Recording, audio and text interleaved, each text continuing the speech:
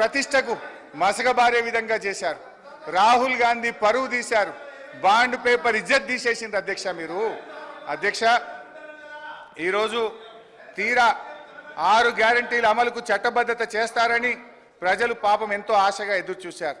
కానీ జరిగింది ఏమిటంటే అధ్యక్ష, ఆశగా ఎదురు చూస్తున్న ఆ ప్రజల కళ్ళల్లో దుమ్ము కొట్టారు. ప్రజలను పక్కదో పట్టించేందుకు మొదటి అసెంబ్లీ సమావేశాల్లో వాళ్ళు ఏదైతే 6 గ్యారంటీలకు చట్టబద్ధత కల్పిస్తారనుకున్నామో అది లేకుండా శ్వేతపత్రాల పేరిట మొదటి శాసనసభలో కపట నాటకం ఆడారు. చట్టబద్ధత ఏమైందని అడుగుదామందంటే రాహుల్ గాంధీ గారు అయితే ఢిల్లీలో ఉంటారు. చట్టబద్ధత హామీ ఏమైందో ఏ కాంగ్రెస్ నాయకులు కూడా దాని గురించి మాట్లాడరు. ముఖ్యమంత్రి గారిని అడుగుదామంటే ఆయనను గౌరవ ముఖ్యమంత్రి గారిని మాట్లాడిచ్చే వశం కాదు అధ్యక్ష. ఆయనను మాట్లాడిస్తే ఇక ప్రతిపక్షం మీద రగిలిపోతారు, ఫ్రస్ట్రేషన్తో పగిలిపోతూ మాట్లాడుతుంటాడు.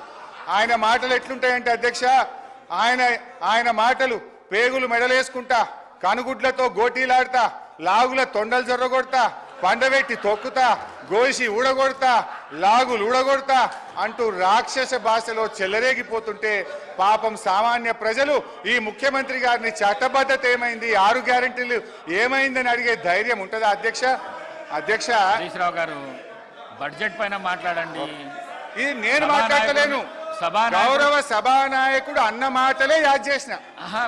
బడ్జెట్ ఉన్నది అది అయితే అధ్యక్ష ఓకే అధ్యక్ష ప్లీజ్ అధ్యక్ష అయితే అధ్యక్ష ఒకరోజు గౌరవ ముఖ్యమంత్రి గారు అల్లూరి సీతారామరాజు గారి కార్యక్రమానికి వెళ్ళారు హైదరాబాద్లో.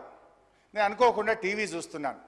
అల్లూరి సీతారామరాజు గారి జన్మదిన కార్యక్రమం అనుకుంటా వెంకయ్య నాయుడు గారు వేదిక మీద ఉన్నారు.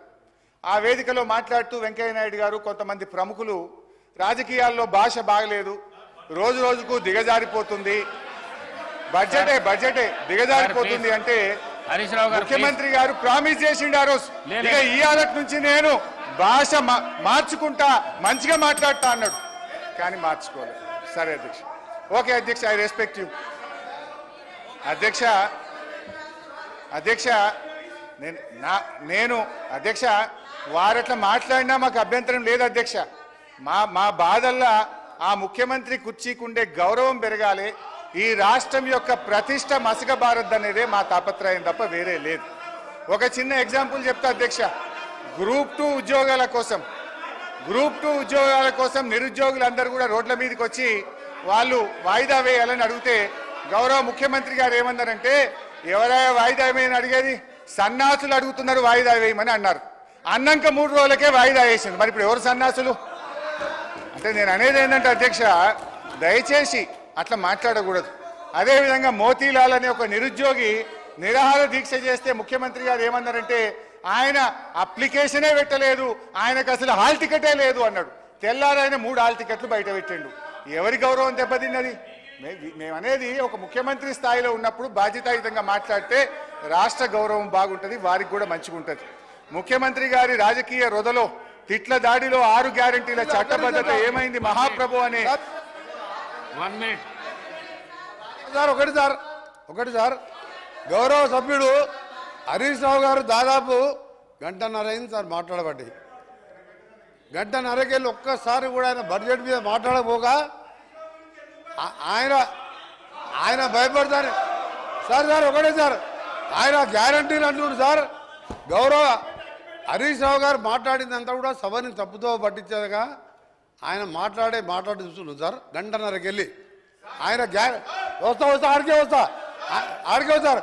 ఆయన గ్యారంటీల విషయం అంటుండు సార్, గ్యారంటీల విషయం అంటున్నాడు.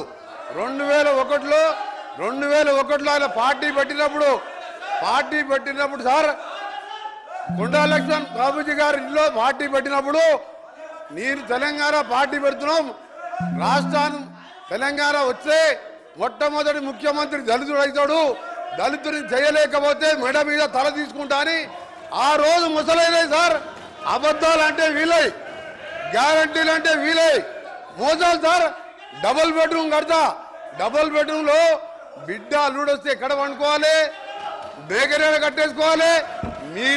మీ రంగం మాటలు సార్. ఒకరి నిమిషం సార్.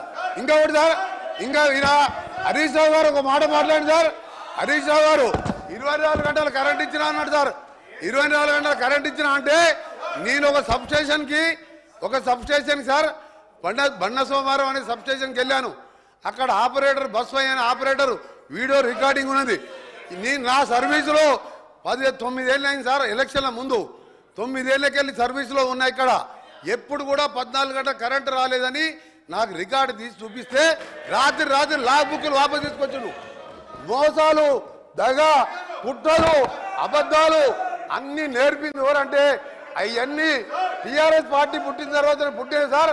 ఇలా దళితులు ముఖ్యమంత్రి ఉన్నారు సార్. ఆఖరికి మా దళిత ప్రతిపక్ష నాయకుడు ఉంటే చూసి ఓడవలేక 13 మంది శాసనసభ్యులని సంతలో పశువుల్లాగా కొని ప్రతిపక్ష హోదా లేకుండా చేసాడు. ఇవాళ హరీష్ రావు గారు మాట్లాడితే సార్ ఇవాళ దయ్యాలు వేదాలు వెళ్తున్నాయి. మొత్తం మోసం, దగ, కుట్రలు, కుతంత్రాలు. నిజంగా నువ్వు మాట్లాడే సార్ ఒక్క పాయింట్ కూడా సపోర్ట్ చేయడం ఇవాళ ఆయన మాట్లాడేవాడు సార్. అందుకని హరీష్ రావు గారు నీ దగ్గర సబ్జెక్ట్ లేదు. నేను అనుకోండి సార్. చివరిగా నిన్న టీవీలో చూసేవారు అంటే నిన్న కేసీఆర్ గారు ప్రెస్ మీట్లో సార్ కేసీఆర్ గారు మీడియా బయట పోయి రేపు కాంగ్రెస్ పార్టీ బడ్జెట్ మీద వచ్చి చీల్చి చెండాడుతా అంటే నేను 9 నెలలకే వచ్చి కూర్చున్నా సార్. ఇక చీల్చి చెండాడుతాడు ఎవరి ఏం చెండాడు సార్. ఆయన వచ్చే మొగలు లేక ఈయనని పంపించిండు. మా బడ్జెట్ ఏమన్నా సార్ 72,000 కోట్ల అగ్రికల్చర్ కోసం 72,000 కోట్లు పెట్టాం. ఇరిగేషన్కి 22,000 కోట్లు పెట్టాం. చేసేదే బడ్జెట్లో పెట్టాం. ఇవాళ మీలాగా మోస బడ్జెట్ పెట్టలే. ఇవాళ చీల్చి చెండాడుతాడు సార్. కేంద్రం అన్యాయం చేస్తే కేంద్రం తెలంగాణకి అన్యాయం చేస్తే సార్ కేంద్రం అన్యాయం చేస్తే చీల్చి చెండాడి మునగాడు ఒక్క మాటకెళ్ళండి సార్ నోట్లకెళ్ళి. ఇవాళ మేము మా ముఖ్యమంత్రి గారు మా డిప్యూటీ సీఎం గారు మంచి బడ్జెట్ ప్రవేశపెడితే ఇవాళ దాని గురించి మాట్లాడుతున్నారు సార్. నిజంగా ఇప్పటికైనా ఎమ్మెల్యే హరీష్ రావు సమాధానం చెప్పి మీ ప్రతిపక్ష నాయకులు రావాలని డిమాండ్ చేస్తున్నారు. కూర్చోండి ప్లీజ్. గంటన్నర అంటున్నారు. గంటన్నరలో ముఖ్యమంత్రి గారు, ఉప ముఖ్యమంత్రి గారు, శ్రీధర్ బాబు గారు, జూపల్లి గారు, కోమటిరెడ్డి గారు 5 మంత్రులు మనిషికి 3 సార్లు లేస్తే ఇక నేను గంటన్నరలో నేను ఏం మాట్లాడినట్టు? ఈజ్ ఇట్ నాట్ డిస్టర్బెన్స్ అధ్యక్ష?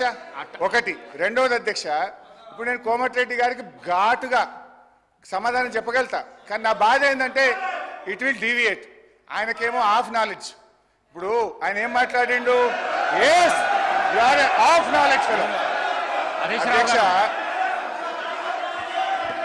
హరీష్ రావు గారు ఐ విల్ టెల్ ఆ మాటను విరమించుకోండి. ఓకే, మీకు ఇబ్బంది ఉంటే తొలగించండి, నాకు అభ్యంతరం లేదు. రైట్ అధ్యక్ష, ఆ పదాన్ని తొలగించండి. సార్ ఆయనకు వారికి ఆఫ్ నాలెడ్జ్ కాదు సార్, ఆకారం పెరిగింది చెప్పి అసలు నాలెడ్జే లేదని. ఆకారం పెరిగింది, ఆయన నాలెడ్జ్ ఎక్కడ సార్? ఆయన ఒక డమ్మీ మినిస్టర్, ఆయన డమ్మీ అల్లుడు. ఆయనకు ఆఫ్ నాలెడ్జ్ కాదు, ఆకారం పెరగానే సరిపోదు, బుద్ధి ఉండాలి. దళితులు ముఖ్యమంత్రి అన్నాడా లేడా? మీ మామ అన్నాడా లేడా?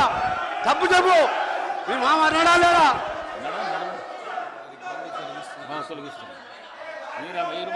స్పీకర్ సార్ ఇదే కోమటిరెడ్డి వెంకటరెడ్డి గారు 50 కోట్లకు పిసిసి అధ్యక్ష పదవి కొనుక్కున్నారు రేవంత్ రెడ్డి గారని ఈయనే చెప్పింది కదా సార్.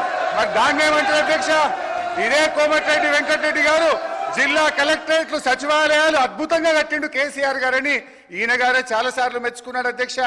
ఇవాళ నేను ఎందుకు ఆ మాట అన్నంటే అధ్యక్ష, కోమటిరెడ్డి వెంకటరెడ్డి గారు మేము అగ్రికల్చర్ కు 72,000 కోట్లు పెట్టామన్నాడు. అంటూనే మళ్ళీ వెంటనే ఇరిగేషన్ కి 22,000 కోట్లు పెట్టమన్నాడు. ఆయనకు అర్థం కాని ఏంటంటే బట్టి గారు చేసిన అంకెల గారడి వారికి అర్థం కాలే. వారు పెట్టిన అగ్రికల్చర్ 72,000 కోట్లలో అన్ననే ఇరిగేషన్ ఉన్నది, అన్ననే కరెంట్ ఉన్నది, అన్ని కలిపి మాయ చేసి అగ్రికల్చర్కి ఏదో ఎక్కువ పెట్టినా అని బట్టి గారు చేసిన మాయను ఆయన అర్థం చేసుకోక అగ్రికల్చర్ 72 వేరే చెప్పిండు, ఇరిగేషన్ 22 వేరేగా చెప్పిండు.